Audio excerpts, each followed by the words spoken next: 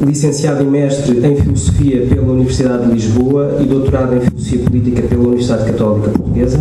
É autor de uma extensa obra de filosofia, para além de obras de literatura, cidadania e história militar, além de obras publicadas em conjunto.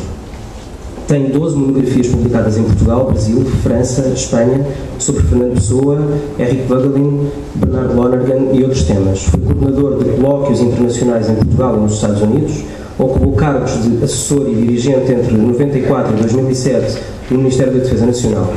Tem proferido numerosas conferências nacionais e internacionais sobre temas da especialidade e é professor na Universidade Católica Portuguesa, sendo ainda presidente da direção do Instituto da Democracia Portuguesa. O Sr. Professor tem a palavra.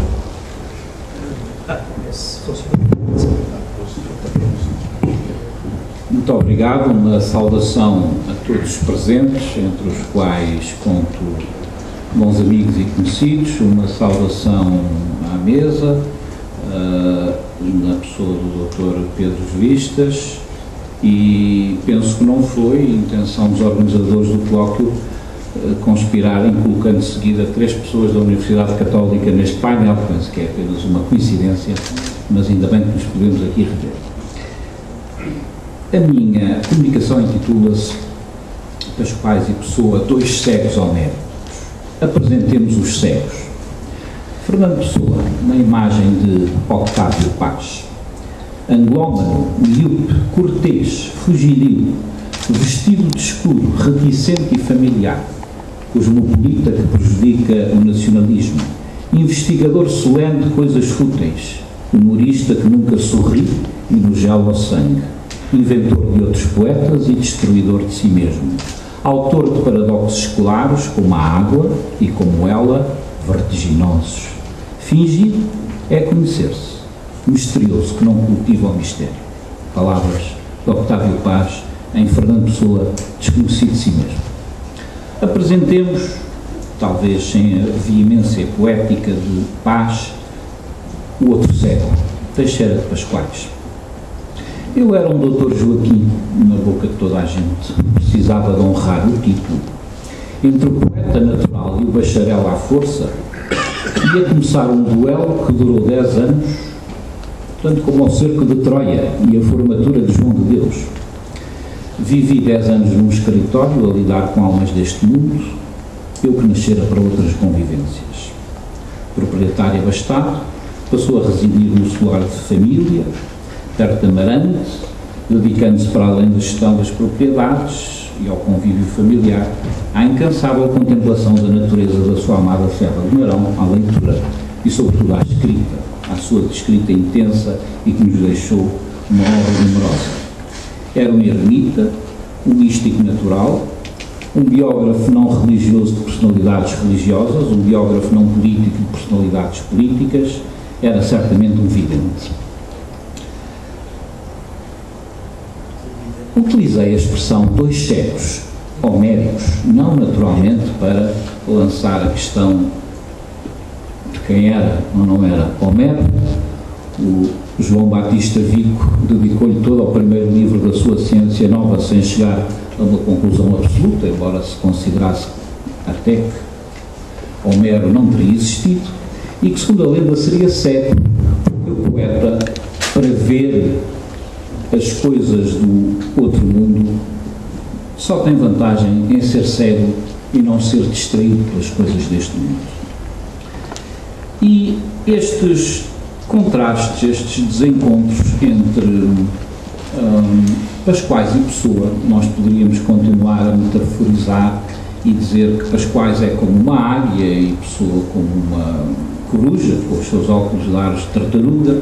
Podíamos dizer que Pascoais é o campo, Pessoa é a cidade, Pascoais é o saudosismo, Pessoa é também o futurismo, Pascoais é o nacionalista, Pessoa é o cosmopolita, Pascoais o místico, Pessoa o filósofo, Pascoais o rural, Pessoa o urbano. Mas penso que estes estereótipos, estas imagens que opõem um e outro e que têm alguma fundamentação, desviam-nos do essencial, que é aquilo que eles têm de comum de serem precisamente homéricos na sua tentativa de, através do verbo poético, comunicarem a realidade, mas comunicarem como cegos. isto é, comunicarem de uma forma que põe para nós os problemas mais interessantes. Este confronto entre os dois poetas já foi feito na cultura portuguesa por mais do que um consagrado e concebido autor. Mas faço questão de relembrar, por exemplo, começando por João Gaspar Simões, na vida e obra de Fernando Pessoa, que considerava um grande equívoco metafísico, a expressão é dele, a aproximação de Fernando Pessoa ao movimento saudosista. E, portanto, a certa altura, Pessoa teria compreendido esse equívoco e teria rompido. Já Jacinto de Prado Coelho, que também fez estas aproximações, na introdução às páginas íntimas e de autointerpretação, tem uma hipótese diferente dos desencontros entre ambos, vai buscar o facto de os elementos especulativos do neopaganismo português, que ele, com as duas investigadoras que o auxiliaram em exumar estas páginas de Fernando Pessoa, nesses longínquos anos 60, de que o neopaganismo apregoado pelos vários heterónimos de Fernando Pessoa seria uma reação contra Pascoais, o protagonista de uma igreja lusitana dentro da Renascença portuguesa. É a visão de Prado Coelho. Outros contrastes ele estabelece. Mas Jorge de Sena, também. Jorge de Sena considera que Pascoais pode ser aproximado de Pessoa, para além, evidentemente, do tom elegíaco das suas poesias, numa outra linha muito diferente, curiosamente, que é o que Jorge de Sena chama o registro pindárico.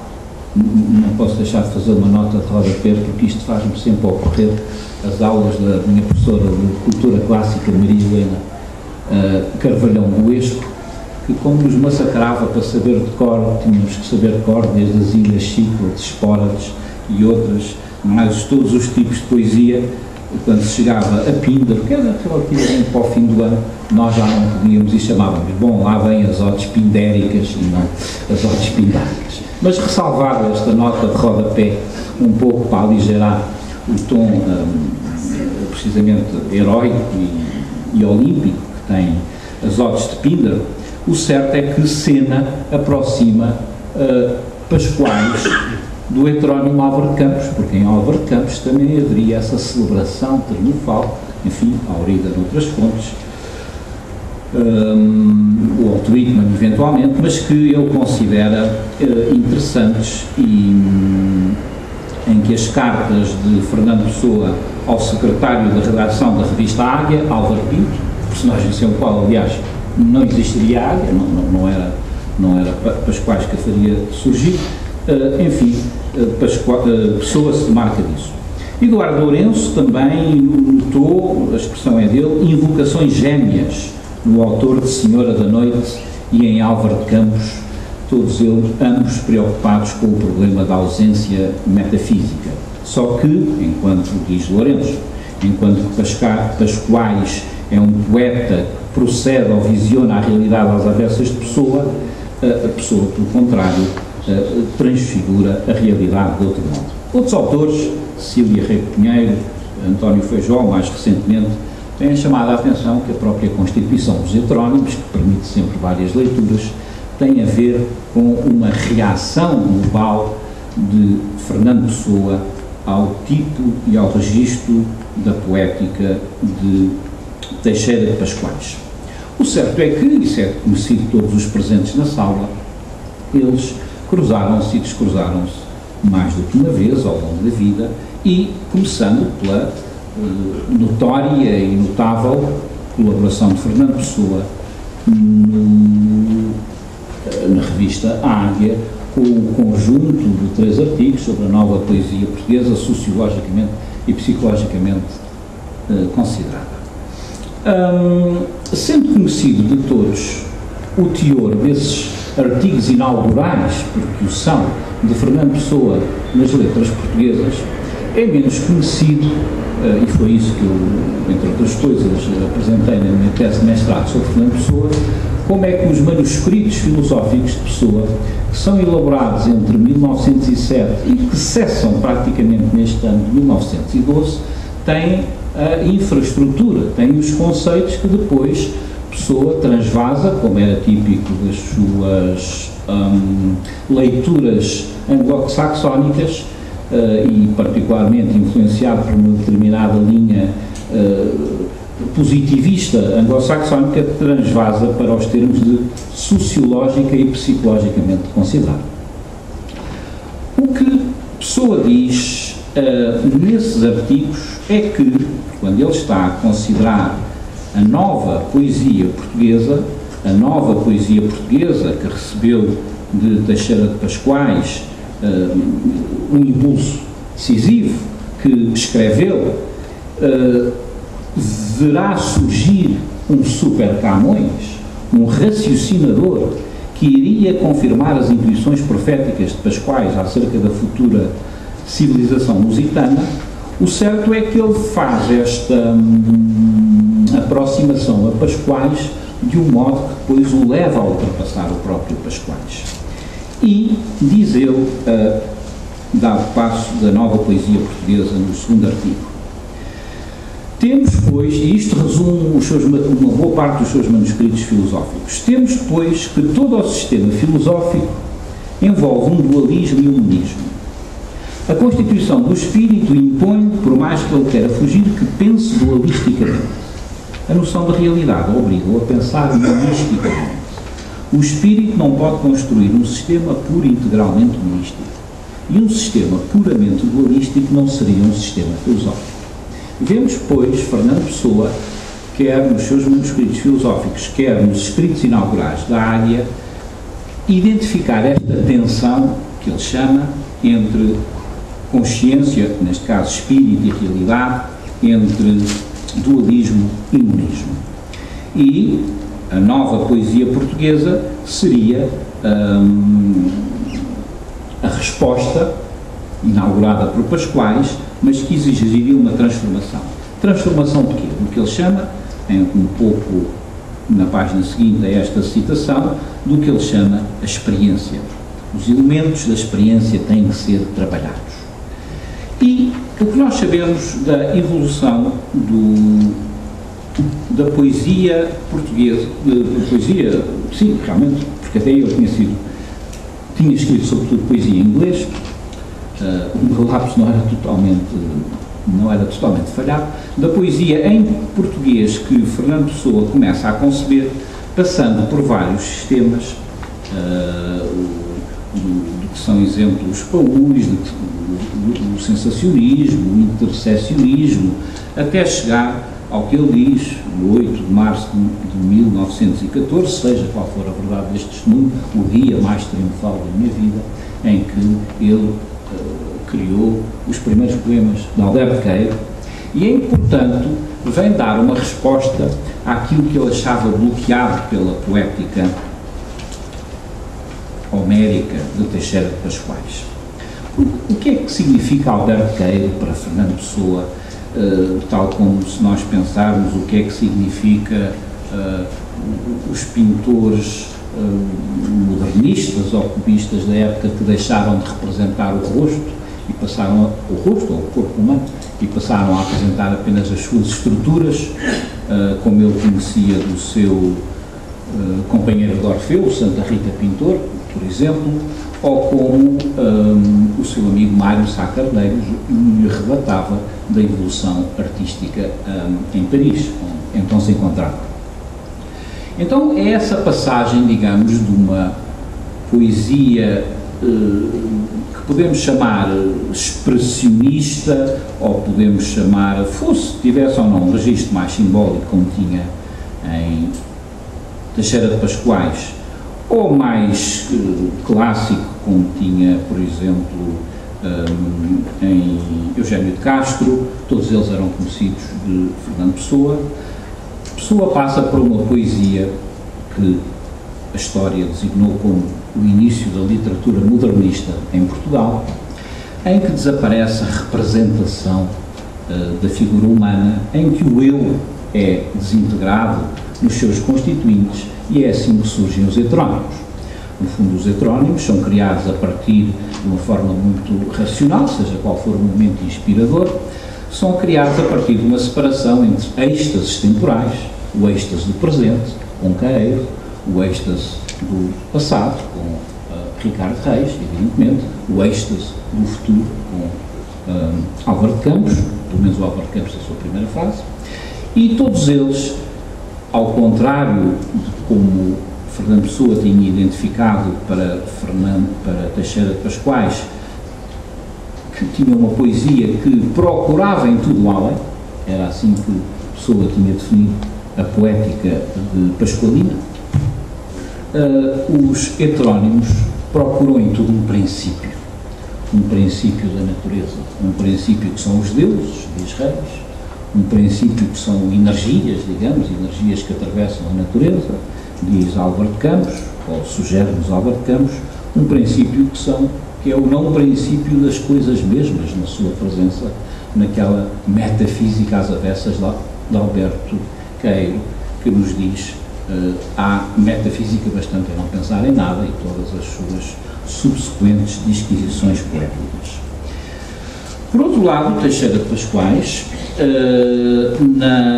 o poeta, ainda há pouco ouvíamos dizer o autor do Regresso ao Paraíso, mas que num seu texto de 1937, O Homem Universal, em que ele diz que aprofunda no prefácio as suas principais ideias poéticas, explicitando-as, que constitui ao mesmo tempo uma súmula do seu pensamento poético e uma pralenga filosófica, na expressão que ele utiliza, para Pascoais, o modo de ver, os olhos subterrâneos com que nós avistamos a paisagens, as pessoas e as coisas, são sempre esboços. É assim o nosso rosto, um desenho e um esboço, a imagem definida a indefinir-se numa expressão misteriosa. No mesmo sentido, dirá ele em Verbo Escuro, ou tinha dito ele em Verbo Escuro, 1914, os poetas são aqueles que veem almas na paisagem. Há rastros de almas na paisagem. E poderíamos continuar com outras citações de Pascoais, em que está sempre em causa esta ideia de que ver é não ver, ou indefinir aquilo que se vê, ou de que, num versículo de São Paulo que ele adapta e que cita em numerosos lugares, as coisas ou as coisas são-nos dadas como enigmas. Então estamos, e para me aproximar do final da minha comunicação, estamos perante dois poetas, os tais cegos para as realidades imediatas para poderem ver melhor as realidades profundas, que na sua caracterização teriam muito de gnósticos se não fossem poetas. E nós aqui encontramos com um problema de interpretação, não só destes dois autores, mas um problema que persegue toda a chamada filosofia portuguesa, que é o estatuto epistémico indeterminado das próprias afirmações dos autores que o propõem. Porque do ponto de vista lógico, se nós considerarmos gnóstico, tendo em conta os estudos, enfim, dentro dos que eu li, por exemplo, de Simone Petremont, de Hans Jonas e de Eric Wöhling, o que é ser gnóstico, independentemente da origem da gnose nas religiões da antiguidade, quer no cristianismo, quer no judaísmo e depois, aliás, mais tarde, no Islão também. O certo é que ser gnóstico, do ponto de vista do estatuto epistémico e do registro com que se comunica a realidade, é ter a pretensão não só de conhecer o ser, que isso também os filósofos têm, mas de conhecer a razão de porque existe o ser. Gnóstico é aquele que diz que conhece não só as estruturas, as propriedades, as coisas, para usar esta linguagem de há 100 anos, mas aquele que diz por que razão há coisas. Neste sentido, o registro poético de Pascoais e Pessoa é, por um lado, um registro gnóstico. Aliás, a comunicação interior insistiu, e bem, de uma forma erudita, num conjunto de autores que estão por trás dessas propostas da gnose. Mas, por outro lado, eles são poetas. Por outro lado, a consciência imaginativa que eles usam não é a consciência crítica com que nós identificamos os gnósticos na sua fala e na sua proposta, digamos, doutrinária e até pragmática. E nesse sentido, portanto, é que eu gosto de os chamar cegos homéricos, porque cruzaram-se, nunca colaboraram, dialogaram um com o outro, deixaram-nos o que nós podemos chamar uma consciência não lógica, mas dialógica da realidade. E é importante chamar a atenção que, mais ou menos por estes anos, estamos a falar dos anos 20, em que Pessoa e Pascoais continuavam a apresentar as suas obras, é na Europa que surge o movimento da filosofia dialógica, o movimento do Martin Buber, de Franz Rosenzweig, de que nós conhecemos os herdeiros atuais, muito ativos, uns recentemente falecidos, Ricoeur, Levinas, Zygmunt Bauman e outros. E esta importância do dialógico, eu penso que há aqui um caminho a fazer de aproximar toda esta visão, lá está, este rosto com que Pessoa fala e este rosto com que Pascoais também encara, o mesmo rosto com que Levinas diz que devemos encarar a realidade, esta procura do tu, que em Fernando Pessoa podia tomar a forma frustrada de Ofélia, se fosse o tu da vida real, ou a forma histórica do Sebastião, que ainda não tinha aparecido, e que em Fernando Pessoa tomava a forma, lá está, das suas vivências, em alguém que tinha quase poderes sobrenaturais. É esta aproximação dialógica das duas figuras, mais do que os desencontros pontuais que eles tiveram, que eu acho que deve ser explorado e que mesmo no meu texto, que depois apresentarei à digna comissão e ao Congresso Pascoais, terei o gosto de fazer. Muito obrigado.